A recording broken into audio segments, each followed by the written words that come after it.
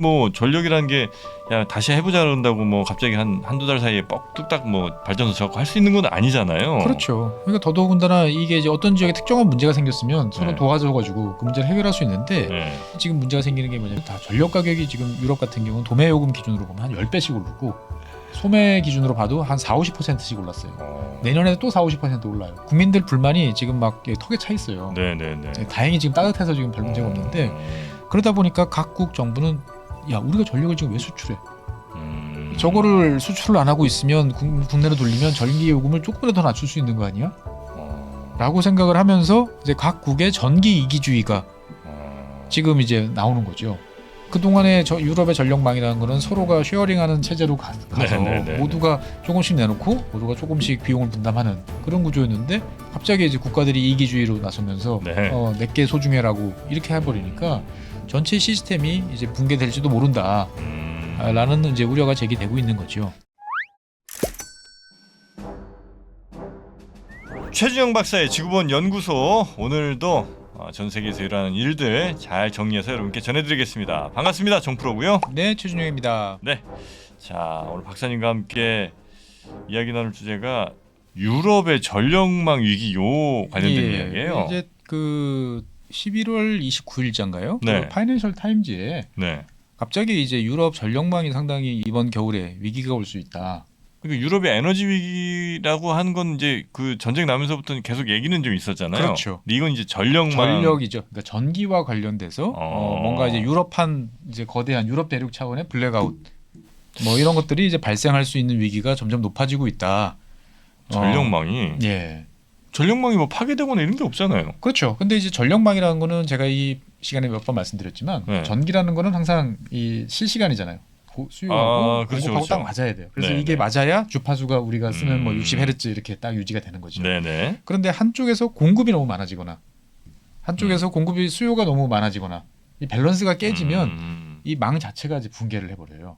그러면 아유 뭐 다시 스위치 키면 되지 이게 네네. 아니고 네. 한번 이 망이 붕괴를 하면 이거를 이제 다시 하나씩 처음서부터 리셋하는 작업들을 해야 되기 때문에 그래요. 짧으면 뭐 몇 주, 길면 몇 달씩 걸려요. 우리가 뭐 미국 지역에서 보면은 가끔 뭐 미국 동부에서 북동부에서 뭐 대규모 블랙아웃이 발생했습니다. 그러면 아이고 뭐 하루 이틀 고생하겠네. 냉장고 있는 거 다 녹겠네. 이게 아니고 한 2-3달 동안 전기가 안 들어와요. 그런 거 보면 우리나라는 참 관리 잘하는 거네요, 그죠? 관리가 잘하지만 한편으로 그만큼 우리는 비용을 많이 치르고 있어요. 그래요. 예, 그래서 오늘 그 이야기를 한번 같이 하려고 합니다. 알겠습니다. 예. 일단 뭐 전력망 위기 어쨌든 그 우크라이나 전쟁 관련된 이슈가 당연히 그렇죠. 제일 중요한 거죠. 그러니까 이제 유럽 내부적으로 봤을 때 보면 유럽이란 나라는 유럽은 여러 지역으로 나눠져 여러 국가들이 있지만 네. 서로 뭐 한 몸처럼 움직이잖아요. 음. 그러니까 뭐 사람도 마음대로 움직이고 네. 특히 전기 같은 경우는 상호 1990년대 이전까지는 1980년대까지는 다 이렇게 국가마다 따로따로 있었어요. 프랑스 전기 따로 있고 독일 전기 따로 있고 그랬는데 1990년대 이제 냉전이 끝나고 이제 그것도 다 통합했어요? 예, 이후로 넘어오면서 이제 인터커넥터라고 그래가지고 네. 그 각국이 서로 간에 전기를 주고받을 수 있는 망들이 이제 점점 확산이 되기 시작을 합니다. 그러다 보니까 이제 벌써 90년대 초반이니까 30년 됐죠. 네네네. 30년쯤 지나니까 유럽 사람들한테는 전기를 수출하고 수입하는 게 그냥 당연한 이야기예요. 예, 자연스럽게.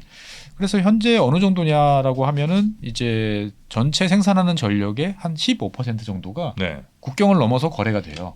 6분의 1 정도가. 예. 그러니까 세계에서 어떻게 보면은 뭐 여러 지역에서 국가 간 이제 전력 수출입이 이루어지는데 제일 높은 비중을 가지고 있는 데가 이제 유럽이죠. 잘 만들면 되게 효율적이네요, 그죠? 그렇습니다. 근데 나라에서 내가 넘치면 우리나라에서 갑자기 전력이 넘치면 저 나라 좀 주면 돼요. 그냥 우리나라 대한민국은 버려야 돼요. 네, 갖다가 줄 데가 없으니까. 네. 근데 유럽 같은 경우는 저렴하게라도 팔면 되는 거고 더 중요한 면은 뭐냐면은 우리는 항상 불안하잖아요. 전기가 모자라면 어떡하지? 그러면은 평소에 1년 365일 중에서 한 300일을 노는 발전소도 있어요. 급할 때만 쓰려고. 근데 그거 없으면 불안해서 도저히 살 수가 없으니까 야. 발전소를 지어놓고 거기 관리하는 사람도 집어넣고 연료도 재고시켜놓고 가끔 한 번씩 가동시켜가지고 급할 때만 쓰고. 예, 그거 있어야 되잖아요. 왜냐하면 한 순간에 갑자기 여름철에 막 전력 수요가 폭증해버리면 평소보다 한 10% 더 올랐다. 그런데 만약에 그걸 충당을 못 해주면 전체 망이 무너지는 거니까 그러니까 우리는 우리가 필요한 모든 극단적인 상황을 다 가정해서 우리가 다 예비로 갖고 있어야 돼요. 그래서 비용이 많이 드는 거군요. 그렇죠. 그런데 유럽은 급하면 땡겨오면 되는 거예요. 그러니까 좋네. 내가 만약에 우리가 여유 있게 여유를 가지려면 한 130 가져야 돼. 그러면 유럽 친구들은 130을 다 가질 필요가 없는 거죠. 그냥 10 정도만. 뭐 그렇죠. 한 110 정도만 가지든지 극단적인 경우는 한 90만 가지고 있는 경우도 있어요. 상시적으로 땡겨오면 되니까.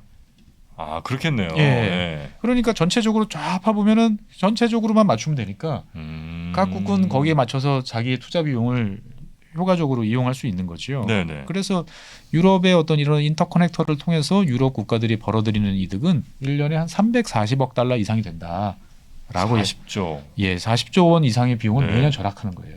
우리 같으면 그거를 발전소를 짓던 뭘 더 해야 되는데 그런 거 없이 이제 네네네. 가져가는 거죠. 되게 좋은데? 그렇죠. 네. 그러다 보니까 유럽 연합 같은 경우도 30년 동안 지켜보니까 이건 정말 좋은 거야. 라고 그래서 최근에 의무화를 했어요. 각국이 생산하는 전력의 15% 이상을 교육할 수 있는 이제 송전망을 국제적 그 인터커넥터를 다 갖춰라. 갖춘 나라도 있지만 아직 못 갖춘 나라도 있으니까 네네. 좀 갖춰라라고 이야기를 하는 거죠. 그래서 그러다 보니까 유럽의 많은 나라들은 상시적으로 전력을 이제 수입을 하고 있습니다. 네. 지금 뭐 화면을 보시면 이제 파란색으로 표시되어 있는 것이 이제 전력 수입 국가예요. 그러니까 자기들이 필요한 전력 중에 얼마를 수입하나라고 보시면 이제 룩셈부르크 같은 나라가 되게 작잖아요. 근데 작은데 여기는 또 그 특수광 뭐 네. 이런 철강 산업이 발달해 있어요. 아, 그러다 보니까 뭐 압도적으로 전력을 많이 땡겨 쓰는 거죠. 거의 다수입이네요 여기는. 그렇죠. 그리고 그 밑에 보면은 이제 발트 3국, 뭐 리투아니아, 리투아니아, 에스토니아, 에스토니아. 라트비아 같은 경우가 상당히 높은 네네. 이제 비중을 이제 보이고 있고요. 그리고 뭐 크로아티아, 그다음에 핀란드, 그다음에 몰타, 이탈리아, 덴마크 이런 나라들이 쭉 있죠. 그래서 우리가 좀 알만한 좀 큰 덩치 큰 나라들은 이제 수입을 하더라도 그 비중이 아직까지는 그렇게 크지 않은 거죠. 네. 영국 같은 경우가 한 10% 좀 안 되는 쪽이고, 그다음에 뭐 스페인 같은 경우 조금 수입하는, 네네. 그리고 네덜란드도 아주 조금 수입하는 네네. 이제 이런 나라고. 그러면 수출은 누가 하느냐 보면 독일이 수출을 많이 합니다. 독일. 예, 우리나라 분들이 많이 오해를 하시는데 독일은 전력 수출국이에요. 예, 풍력을 많이 수출을 하고, 그래요. 그다음에 벨기에 같은 경우도 많이 수출합니다. 그다음에 프랑스도 이제 원자력에서 나는 거 수출하고, 그다음에 노르웨이는 주로 이제 수력 발전으로 네. 예, 수출을 하는 나라고. 그러니까 생산되는 전력의 한 20% 가까이로 수출하는 나라고, 스웨덴, 불가리아 이런 나라들인 거죠. 그래서 네.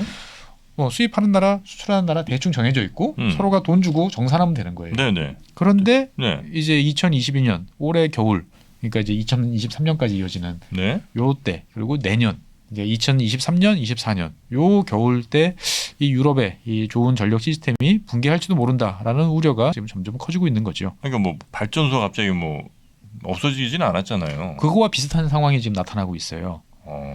화면에서 보시면 전통적으로 수출하는 국가가 프랑스, 노르웨이잖아요. 네. 근데 프랑스는 원자력, 네. 그리고 노르웨이는 수력인데 프랑스 원자력 시설이 지금 대거 이 가동 중단에 들어가고 있어요. 아 그래요? 예. 그러다 보니까 프랑스가 수출 여력이 확 줄고 오히려 수입을 돼버리고. 그다음에 노르웨이 같은 경우는 이 눈 녹은 물이 쌓여가지고 이 수력 발전을 해줘야 되는데 수위가 지금 평상시보다 많이 낮아요. 아 그래요? 그러니까 이제 전력을 수출할 여력이 별로 없는 거죠. 그러니까 수요는 그대로 있잖아요. 사람들의 그렇겠죠. 입장에서 봤을 때. 네네. 물론 지금은 유럽이 되게 따뜻해가지고 이제 전력 수요가 평소보다 작으니까 당장인데, 이게 이제 1월달, 2월달에도 지금 우리도 지금 11월 말일날 네. 갑자기 혹한이 찾아왔잖아요. 네. 하루 아침에 15도씩 떨어져가지고. 아유 엄청 춥더라고요. 그러니까 유럽도 갑자기 이런 일이 벌어지면 이제 전력 수요가. 난방 수요가 폭증을 하면 이제 네. 문제가 생길 수도 있다라고 하는 거죠. 그러니까 이게 그 작은 면에서 봤을 때 보면 이제 어떻게 보면 일시적인 현상처럼 보이지만 이게 일각에서 전력 전문가들이 그 우려하던 일이 현실화되는 거 아니냐. 그러니까 뭐냐면 예전에는 화력 발전 또는 원자력 이런 이제 안정적으로 전력을 공급하는 친구들이 전력을 쭉 공급하다가 네네네. 최근 들어서는 이제 그 변동성이 큰 이제 풍력이나 태양광 비중이 높아졌잖아요. 그러다 보니까 이게 좀 예전보다는 불안정성이 높아졌는데 네네. 싶었는데 이제 기존에 있던 안정성을 깔아주던 친구들이 문제가 생기니까 지금 사태가 이제 좀 급해지는 거 아니냐라고 지금 이야기들을 하고 있는 겁니다. 실제로 그럼 그런 좀 급하게 막 줄이는 이런 시그널들이 좀 나오고 있나요? 그렇죠. 그러니까 이제 그 시그널이란 게 뭐냐면 네. 하나로 연결돼 있잖아요. 네. 하나로 연결돼 있는데 사람들 국가별로 이제 국민들 이제 불만이 많아지니까 여러 가지로 네. 이거를 이제 자꾸 막으려고 하는 거예요. 별로 수출하지 마. 아. 그러면 어제까지 안정적으로 수입해서 쓰던 나라 입장에서 봤을 때는 갑자기 문제가 생기는 거죠. 그러니까 서로가 내주고 받고 하면서 크게 이득을 보던 공동체였는데 내 이기주의가 이제 지금 본격화되기 시작을 하니까 이게 문제가 생기는 거 아니냐라고 이야기들을 하는 거죠. 보면은. 당장 우리나라 쓸 것도 없는데 뭔 수출이야 뭐 이런 건 당연히 아마 자국 입장에서 할 수 있을 것 같긴 하고. 그렇죠. 그래서 이제 국가별로 한 번씩 보면 상황이 야 이게 의외로 심각해질 수도 있겠구나라는 생각이 듭니다. 첫 번째 먼저 프랑스부터 한번 이야기해 볼까요? 프랑스. 예, 프랑스 같은 경우는 전체 전력의 70%를 이제 원자력으로 공급하는 나라입니다. 진짜 많다. 그래서 되게 전력 요금이 안 오를 거다. 이렇게 생각들을 많이 하는데 올해 네. 되게 많이 올랐어요. 올해. 예. 그러니까 프랑스는 전통적으로 전력 수출국인데 네. 올해 지금 사실 프랑스 입장에서 봤을 때는 아주 엎친 데 덮친 일이 자꾸 벌어지고 있습니다. 전체 프랑스의 원자력 발전소는 총 56개예요. 56개. 아유 많네. 많죠. 네. 그런데 그중에서 18개가 이제 올해 한 해에 갑자기 무슨 균열, 부식 이런 것들이 발견되면서 가동 중단이 됐어요. 3분의 1이? 3분의 1이. 그리고 뭐 원래 정기적으로 점검해야 되고 뭐 이런 것도 있으니까 지금 전체 56개 중에서 32개가 멈춰 섰어요. 절반 넘게요? 예. 그러다 보니까 지금 화면에서 보이시는 것처럼 파란색으로 보이시는 게 2015년부터 21년까지 이제 프랑스의 원자력 발전소가 생산하는 전력인데 노란색이 2022년 선이죠. 평소보다 많이 지금 그러네요. 내려와 있죠 보면은. 어떤 해보다도 밑에 내려. 네, 그러니까 지난 몇 년 경험하지 못했던 만큼 원자력 네네네. 발전이 지금 힘을 제대로 지금 내지 못하고 있는 거죠. 그러다 보니까 이제 그 프랑스 같은 경우가 그래프가 위로 치솟죠. 위로 치솟으면 전력을 수입하는 거예요. 아 밑으로 내려가면 수출이고. 예, 밑으로 내려가면 수출이고 위로 네. 올라가면 수입인 거죠 보면은. 그래서 프랑스가 보면은 2017년 조금, 2018년 조금 이렇게 조금씩 일시적으로만 이제 수입을 했던 때가 했었는데 있지만. 2022년 들어서는 지금 계속 네. 순수입국으로 지금 바뀐 상태죠. 그러니까 프랑스라는 나라 자체도 이제 규모도 있고 경제력도 큰 네, 나라인데 네, 이 네. 나라가 이제 전력을 수입하는 수출하는 나라가 아니고 수입한 나라로 바뀌었다는 것들은 이제 전체적으로 파장이 되게 큰 거예요. 그래서 최근에 이제 프랑스 관광 다녀오셨던 분들은 아시겠지만 에펠탑이나 네. 여러 야간 조명들이 되게 잘 돼 있잖아요. 이것들을 끕니다. 꺼요? 네, 꺼요. 그래가지고 이제 우리 뭐 한등극이 되게 한국식 이런 이런 캠페인 되게 많이 하고 있어요 보면은. 그리고 이제 프랑스가 지금 이렇게 되다 보니까 당장 몸이 다른 나라가 이제 영국입니다. 영국. 예. 영국은 또 프랑스 걸 좀 갖다 쓰는군요. 서로가 이렇게 연결돼 있어요. 네. 인터커넥터가 이제 다른 나라보다 더 많이 돼 있어요.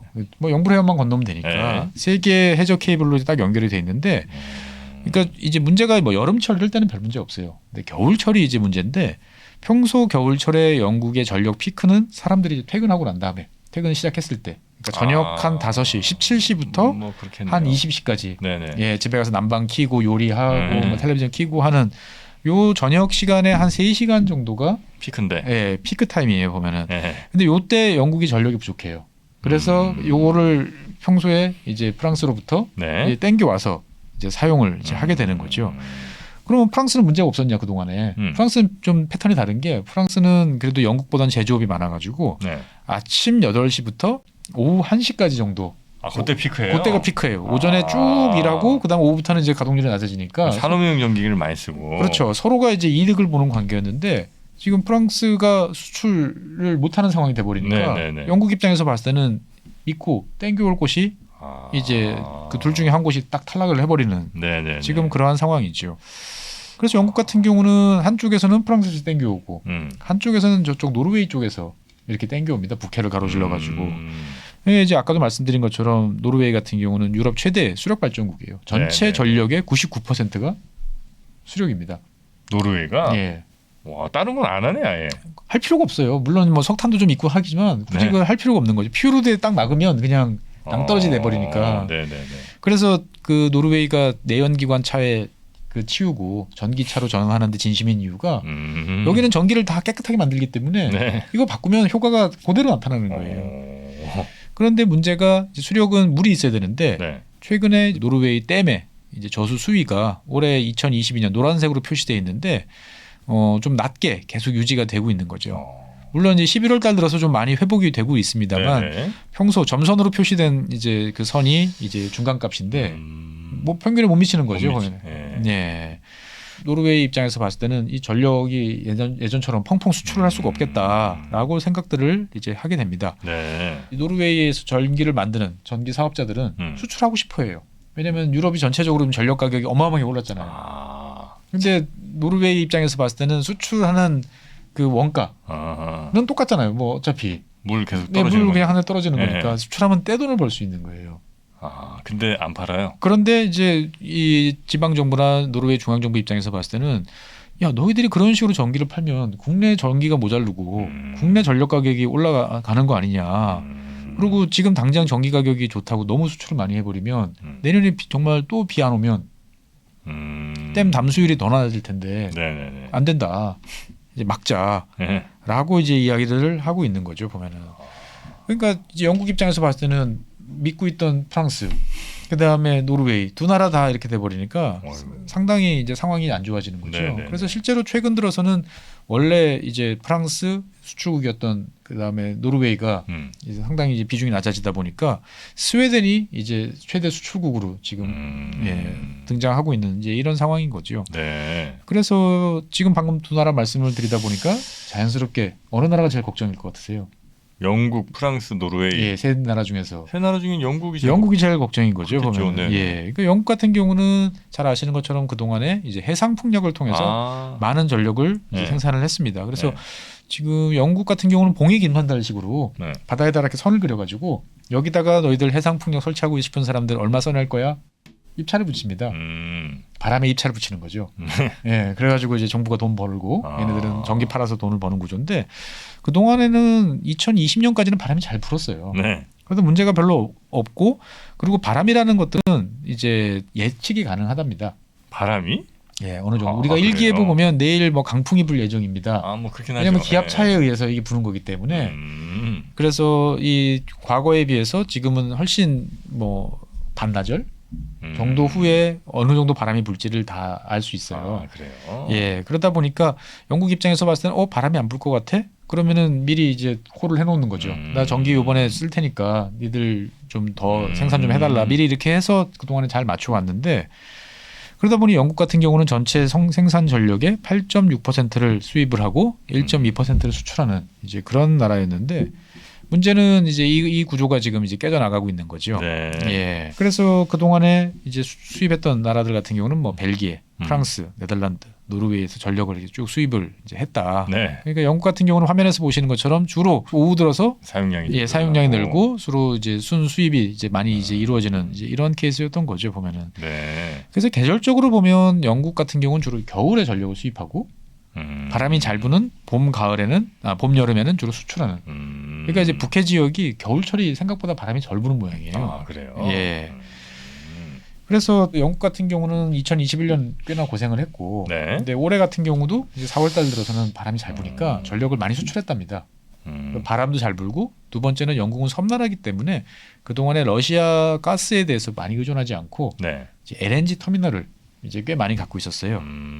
그러다 보니까 이제 뭐 독일 같은 나라는 LNG 터미널이 없었잖아요. 네네. 그러니까 다른 나라에서 일단은 배들을 싣고 와서 영국에다가 이제 내리는 거죠. 짐을 내리면 그게 이제 파이프라인을 타고 이제 뭐 프랑스를 거쳐서 네네네네. 이제 이렇게 가는 이제 구조다 보니까 영국 입장에서 봤을 때는 유럽 대륙에 비해서 가스 가격이 쌌어요. 그러니까 전력 사업자들은 이 싼 가스를 가지고 열심히 가스 화력 발전소를 돌리는 거죠. 그럼 비싼 가격으로 유럽 시장에 전기를 팔고 팔 수 있으니까 네. 그 동안에 이제 전력을 이제 순수출하는 국가로 보였던 거죠.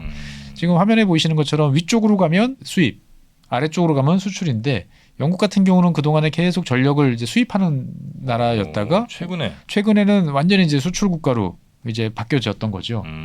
그 두 가지 요인은 이제 봄철에 잘 불었던 바람, 네. 그 다음에 이제 넘치는 LNG. 일단 영국에는 LNG가 이제 많아졌던 네네네네네. 상황이다 보니까 이런 식으로 했는데 문제는 이제 겨울철이 다가오니까 바람도 잘 안 불어. 그 다음에 LNG 재고도 이제 줄어들 난방으로 쓰기 시작하니까 본격적으로 줄기 시작해. 그리고 유럽에서 땡겨올 전기는 이제 가뭄이 불안정하고. 그러다 보니까 영국 입장에서 봤을 때는 이런 상황을 대비하기 위해서 네. 이제 원래 문을 닫아야 됐던 마지막 남은 이제 3개 남았던 석탄화력 발전소를 폐쇄를 이제 중단하고 스탠바이 시켜놓고 있는. 그러니까 원래 22년이 영국은 이제 석탄으로부터 해방되는 마지막 해였어요. 예, 해였어요. 올해 다 이제 문 닫고 끝낼 상황이었는데 일단 놔둬라. 이제 이야기를 하고 있고요. 그 다음에 영국 전력 회사들 같은 경우도 이제 국민이나 기업들한테 이제 인센티브를 제공하면서 전력 사용량 감소를 이제 독려를 하고 있어요. 그러니까 당신이 평소에 100을 쓰는데 80 쓰면 20을 더 쓰잖아요. 네. 그러면 나중에 당신한테 40에 해당하는 그만큼을 이제 주겠다. 그러면 사람들 입장에서 봤을 때는 내복 좀 껴입고 살까? 이제 이런 생각을 이제 하게 하는 거죠. 네. 예. 전기를 사실 우리나라는 조금 막 쓰는 경향이 좀 있나요? 아닌가? 여러 가지 이제 견해들이 있을 수 있어요. 네. 그러니까 전기를 막 쓴다라고 이제 생각하는 경향도 있는데 막 쓴다기보다는 대한민국은 전기를 쓰는 기구들을 집에 많이 들여놓는 가정을 기준으로 가전제품이 많구나. 그렇죠. 다른 나라에 김치 냉장고 있나요? 없죠. 그다음에 다른 나라에 우리나라처럼 양문형 냉장고가 이렇게 일반화되어 있나요? 미국 빼고? 그거 많지 않아요? 많지 않습니다. 그다음에 다른 나라의 스타일러 있나요? 없어요. 대한민국밖에 없어요. 공기청정기 집집마다 깔리는 나라 있나요? 거의 없습니다. 그래요? 대한민국 텔레비전 매우 크죠, 사이즈가. 네. 예.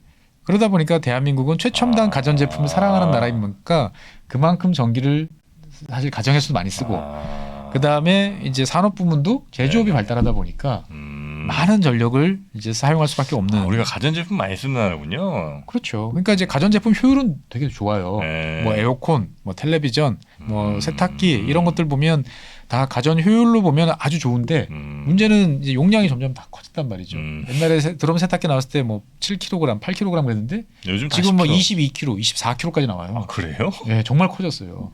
그리고 이제 예전에는 다 빨래 하면 집에서 이제 건조대 펴놓고 말렸잖아요. 건조기 또 지금은 쓰고. 다 건조기 돌리잖아. 맞아. 그러니까 결국은 우리나라 같은 경우도 이제 전력 소모가 이제 증가를 하고 있는 거죠. 네. 근데 유럽은 이제 그만큼 가정에서 많이 쓰지는 않는데, 예. 근데 이제 문제들이 이제 점점 네, 생기는 네. 거죠.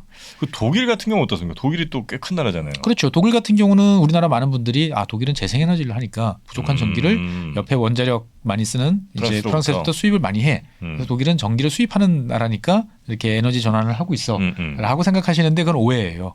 독일은 이제 풍력 발전이 잘 돼가지고 네. 전체로 보면은 전력을 주로 수출을 해요.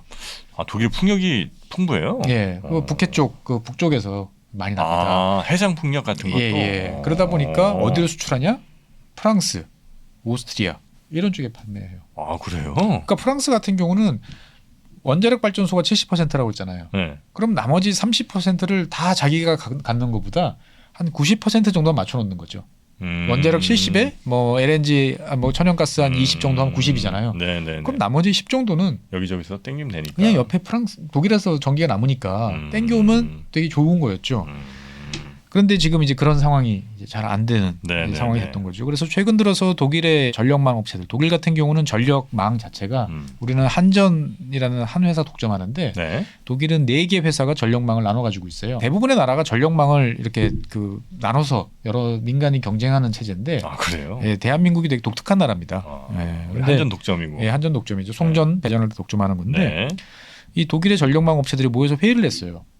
올해 전력 부족 사태가 나고 잘못하면 블랙아웃 올지도 모르겠다. 심각하다. 예, 그러면 이제 어디서부터 어떤 식으로 정전을 시킬 것인지 이거 우선순위를 짜고 네. 그다음에 어느 지역부터 순환 정전을 어떤 식으로 할 건지를 이제 지금 비상 시나리오를 짜고 있습니다. 물론 독일 친구들이 조금 유달리 이런 거에 대해서 민감하죠. 예, 계획도 잘 세우고 대처도 잘하긴 하지만 상당히 좀 불안하다라고 이제 볼 수 있는 거죠. 그러다 보니까 석탄화력 발전소도 원래 이제 정말 치웠어야 되는데 네. 탄광이 있는 동네 때문에 어쩔 수 없이 남겨놓았던 비상시에만 쓴다라고 생각하고 그냥 남겨놨던 석탄 발전소 지금 다 기름칠해가지고 재가동이에요? 재가동 이제 들어갔고요. 네. 그 다음에 원자력 발전소도 이제 원래는 문을 닫았어야 되는데 원자력 연료 떨어질 때까지 최후의 그 순간까지 돌린다 지금. 예. 그래서 지금 그런 상황인 거죠 보면은. 이거 말씀 들어보니까 이게 물론 이제 우크라이나 그 러시아 영향이 뭐 꽤 크긴 하겠습니다만 그 외의 요인들도 꽤 있네요. 뭐 바람이 그렇죠. 좀 덜 분다든지 원전이 갑자기 안 도는 건 사실 뭐 우크라이나 여기랑은 큰 상관없는 거잖아요. 그렇죠. 그러니까 이제 그 여러 가지 요인들이 막 겹쳐지는 거죠. 그러니까 이게 어떻게 보면은 그 동안의 장점이라고 생각했던 상호 의존, 비용을 쉐어링하는 거잖아요. 네, 우리 대한민국은 혼자 막 130을 끙끙 짊어지고 하는데 네. 이 친구들은 뭐 90에서 100 정도만 가볍게 내 몸을 가볍게 하고 서로가 이렇게 도와주면서 가는 거였는데 네. 이 체제가 이제 잘 안 될 수도 있다라고 하는 거고 네. 러시아로부터 전력을 수입하던 나라들 같은 경우는 이제 큰 타격을 보고 있죠. 아 거기는 아예 그냥 끊었어요. 예, 대표적인 나라 핀란드. 아 핀란드는 러시아 예, 정도 러시아로부터 왔는데 이제 전력이 지금 공급이 이제 끊어진 상태죠. 그러다 보니까 최근 핀란드 정부가 주민들한테 통지를 했어요. 자, 전력 부족 사태가 예견된다. 그 다음에 이제 순환 정전 사태가 있을지도 모르니까 집안에 랜턴, 촛불, 조명, 그 다음에 난방, 따뜻한 의복 이런 거 챙겨놔라. 라는 통지를 이제 최근 받았습니다. 보면은. 야, 이 전력 문제가 거의 뭐 안보 문제 정도 수준으로까지 지금 심각한 것 같은데. 그렇죠. 이게 뭐 전력이라는 게 야 다시 해보자 그런다고 뭐 갑자기 한두 달 사이에 뚝딱 뭐 발전소 짓고 할 수 있는 건 아니잖아요. 그렇죠. 그러니까 더더군다나 이게 이제 어떤 지역에 특정한 문제가 생겼으면 서로 네. 도와줘가지고 그 문제를 해결할 수 있는데 네. 이게 지금 문제가 생기는 게 뭐냐면 다 전력 가격이 지금 유럽 같은 경우는 도매 요금 기준으로 보면 한 10배씩 오르고 소매 기준으로 봐도 한 4-50%씩 올랐어요. 내년에 또 4-50% 올라요. 그러니까 국민들 불만이 지금 막 턱에 차 있어요. 네네네. 다행히 지금 따뜻해서 지금 별 문제가 없는데 그러다 보니까 각국 정부는 야 우리가 전력을 지금 왜 수출해? 저거를 수출을 안 하고 있으면 국내로 돌리면 전기 요금을 조금이라도 더 낮출 수 있는 거 아니야? 라고 생각을 하면서 이제 각국의 전기 이기주의가 지금 이제 나오는 거죠. 근데 그동안에 유럽의 전력망이라는 거는 서로가 쉐어링하는 체제로 가서 네네네. 모두가 조금씩 내놓고 모두가 조금씩 비용을 분담하는 그런 구조였는데 갑자기 이제 국가들이 이기주의로 나서면서 네. 내게 소중해라고 이렇게 해버리니까 전체 시스템이 이제 붕괴될지도 모른다.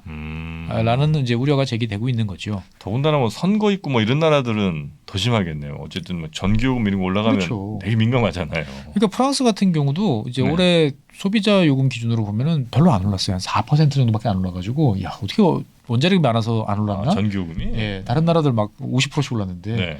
왜 그런가 봤더니 원래 전기를 이제 전기 요금에 보면은 우리나라도 부가세 붙고요.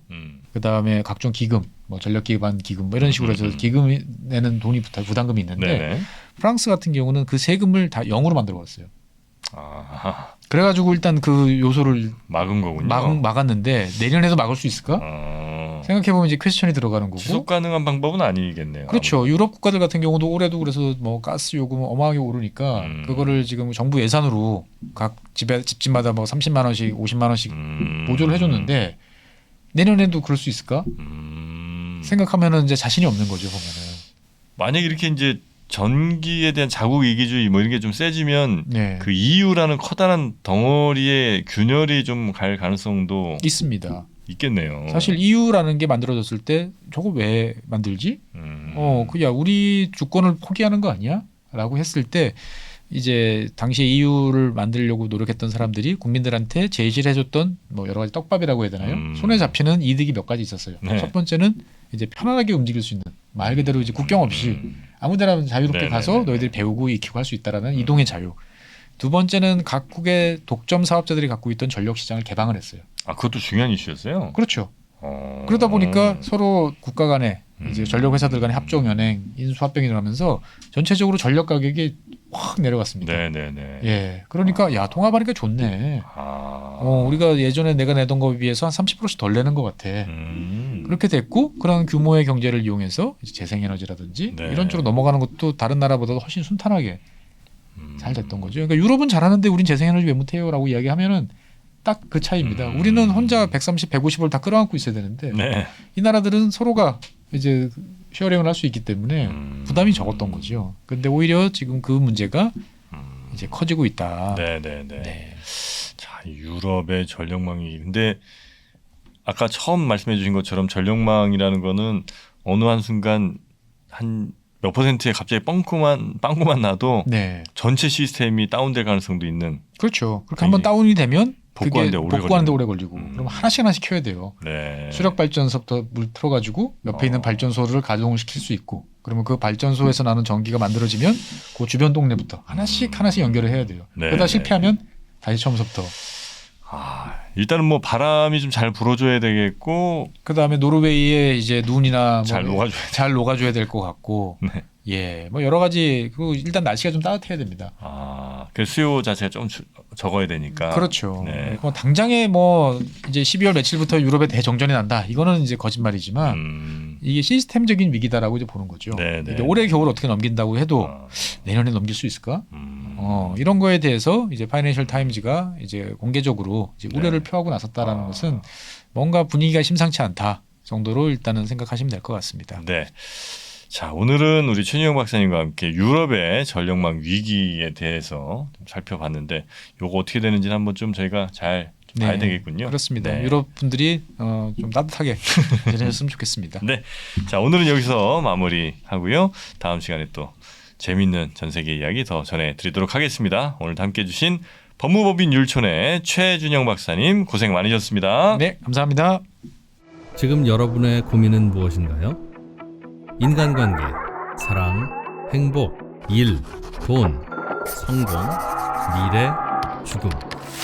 심리하면 제일 먼저 떠오르는 전문가 김경일 교수와 함께 고민을 나누고 해답을 찾아봤습니다. 행복에 대한 어떤 얘기를 한다는 게 그렇게 간단하지 않은 건 분명한데 중요한 건 행복은 뭔가가 있는 상태라는 건 분명합니다. 나쁜 게 없는 상태로 보통 정의 내리지만 행복한 순간을 떠올려 본다라고 얘기하면 내 아이를 안았을 때 이거 느끼는 그거는 진짜 뇌가 정말 격하게 반응하거든요. 열심히 살아가는 우리들 앞에 심리적 함정들. 3프로TV가 준비한 10시간의 마음 수업을 지금 바로 만나보세요. 수강 신청은 영상 하단 링크 또는 네이버에서 3프로TV를 검색하시면 됩니다.